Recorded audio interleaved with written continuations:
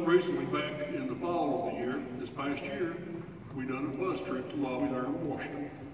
And being the richest country on earth, when you look around, when someone's this say, when you see them dragging an oxygen tank, big bags full of pills, at the time they ought to be sitting home, what few days they have left in their life, enjoying their life, something's wrong with that picture. I know our fight would be in dire consequences right now if you hadn't stepped up to the plate for our health care and our pension. I'm one of those who lose my health card, probably within 30 to 40 days. And I depend on that. That is not going to happen. We're not real stiff to shut the government down. We're not going to let that happen. And I believe you, Senator, and I appreciate that.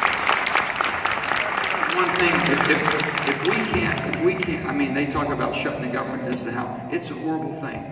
It's a horrible thing to shut it down.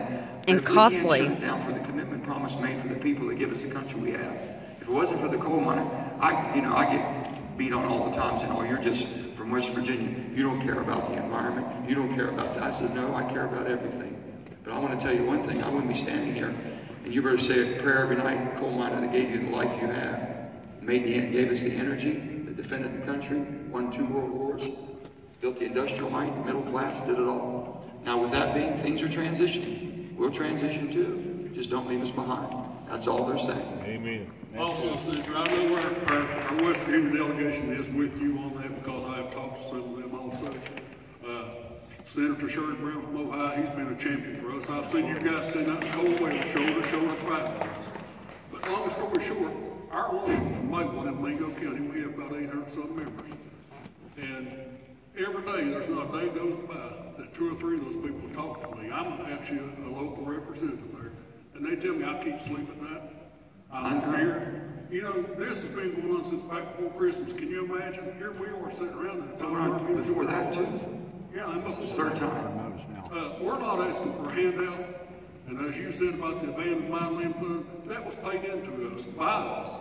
And, you know, we have, from some of our non-union friends, they say, well, why don't we have insurance? Well, we work for cheaper wages. We took cuts so that when we became disabled, we could enjoy our health care and our retirement.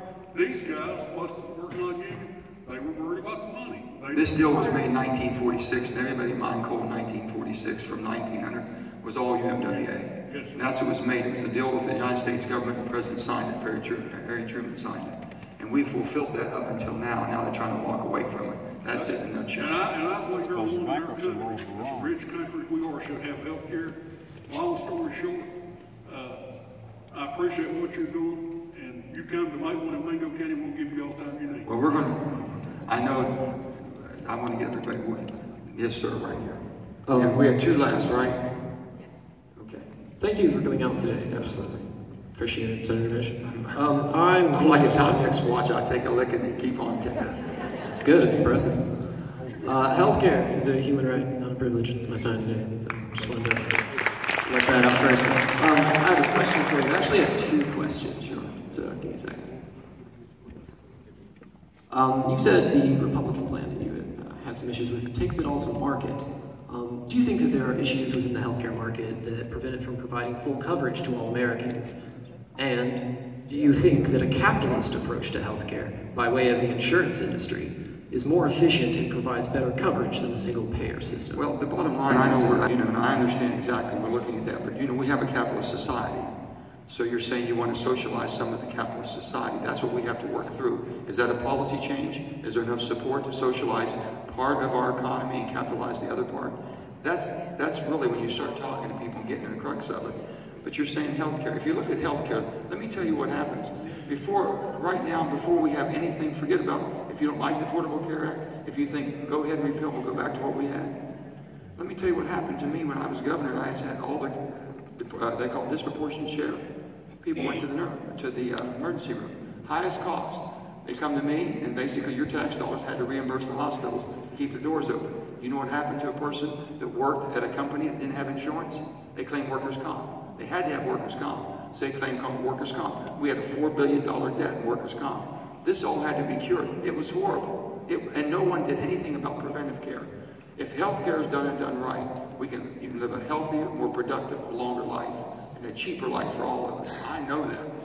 The bottom line is, how do we get this change to that a capitalist society, a capitalist economy, to change part of it to a socialist, basically, and that's what it is, and that's fine. But we got to work through it. You all got to keep speaking up. Bernie and I get along fine. I know Bernie well, and we talk about everybody, but we do. We agree on the same problems. We just disagree on the solutions. Single payer option. Okay, let me just tell you this one here. I'll give you one. How about free education, right? I told Bernie, I said, Bernie, let me tell you one thing. I understand, it sounds great, free education. Guess what? There's a lot of families that have money that's already put money aside. They don't pay for theirs. The parents are going to pay for that one. Don't pay for that one. You got a lot of students that basically get scholarships. They get grants because they've done so well in school, had support at home. They need a little bit of help. Then you got a heck of a population over here that had no support at home. They're smart as a whip, have no one helping them, and they can't go. Why don't you let them earn their education by doing this? You go and you sign up. Community college. You get the government's basically underwrites your loan. You take a full load, 15, 16 hours. You graduate in 4 years, you walk away debt free. You've earned it. You've earned it then. I said, if you give a free education to my boy, he's 40 years old, he's still be in school. He didn't ever left. That's it. So there's a difference of how, but at least we have a conversation. Bernie has hit it. That's not what he wanted. That he's basically making us talk about things that's got us mad at the dickens and why things are going the way they are. And at least we're talking about it. Yes. So we can work through this. But thank you. Yes. Have to have an educated workforce. What was that?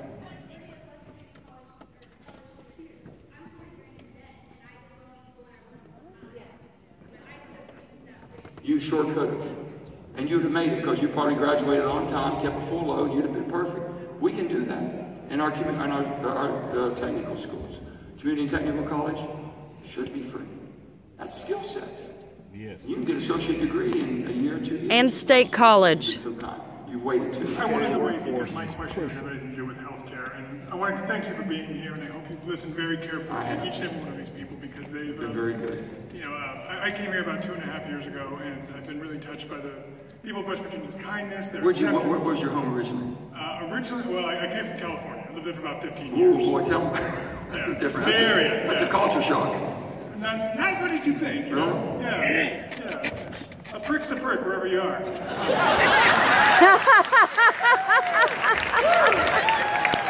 Well said. So, you know, I have 2 questions. I'm going to ask them both, and you can answer one. So the first question I had, piggyback on the gentleman who asked about preventative medicine and environmental toxins and the need to preserve the Clean Water Act and the Clean Air Act. So you mentioned specifically that you're all for clean air and that you support those things. I want you to explain, again, you have a choice here, so you can hear the second question. You can choose to answer that one instead. I want you to explain your earlier comments and the disparity or the dissonance between those comments and your vote for Scott Pruitt, a man who made his bones doing today and now in charge of that same agency. I mean, the two are... Which Trump is going to do? The two are completely, I mean, they're just anathema. I got you. Second question. I was going to talk about that when I mentioned Jeff Sessions. I should have done it then. Okay. Second question. I'm glad you mentioned Jeff Sessions too, because you also said it in your at the end of your introductory comments that you were one of the few senators who went up to him and encouraged him to recuse himself. I was the one that could do it with any kind of credibility as a Democrat. That speaks to a lot of problems in Jeff Sessions. That speaks to a lot of problems in Washington because that's so toxic there. If you're a D or an R, everybody wants to hate each other. I get along with everybody, so I can talk to them. That's very true. I appreciate that. So my second question to you, sir, is could you explain to me what your position is on Senator Merkley and a whole bunch of your Democratic colleagues' support and advocacy for the appointment of an independent counsel to investigate not only the Trump campaign's ties and connection to Russian interference in the election, but also the Trump's administration's myriad conflicts of interest. I mean, it's pretty dirty. It's dirty, dirty money. He's talking about a select committee, and I'm totally in favor of a select committee. We still have to. Which one are you talking about? Talking about the appointment of a special independent counsel. Oh, yeah. That exists outside and separate. Absolutely. But also, even Lindsey Graham on the Republican side said you have to have a select committee to get to that. Let me tell you, the Intelligence Committee, the shame about an Intelligence Committee, we meet behind 2-foot leaded doors because everything is on a classified level and there's no transparency. So I said, we'll do our job, but put one out there Special, I'm for all that. I said do it all, because there's a lot of smoke out there. Something's wrong. Now, you know, I want for this government to work. For this government to work, someone's got to get and basically clear the smoke and see if there's a fire or not. And there's just too much going on. Michael Flynn. That's what I told Jeff Sessions. I said, Jeff, you and Michael basically, you campaign together. You can't be investigating Michael Flynn when you campaign, use your buddy. Get the heck off of that. That's the one. You're talking about the special independent like a star. Okay, I know exactly where he's coming from. And absolutely, this justifies going to that level. When the president said, and I can tell you this, because this is not classified, is that there is no, absolutely any indication that Barack Obama tapped anybody's phone. Anybody's phone. I don't care how big you think you are in government, you have to go through a FISA court. You have to show cause that we believe that you're going to be a detriment to the country. And there's no FISA order that we can find. So that's this stuff here, I don't know where it comes from. It's got to get cleared up because people don't have confidence. Well, I'm trying to make it work. I'm going to do the best I can. But I'm for it. I am for it.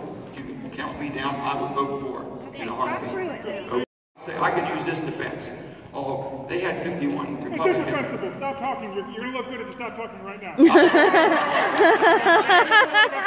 I'm not using that as a defense. That is indefensible. I voted for him because basically he comes from an extraction state.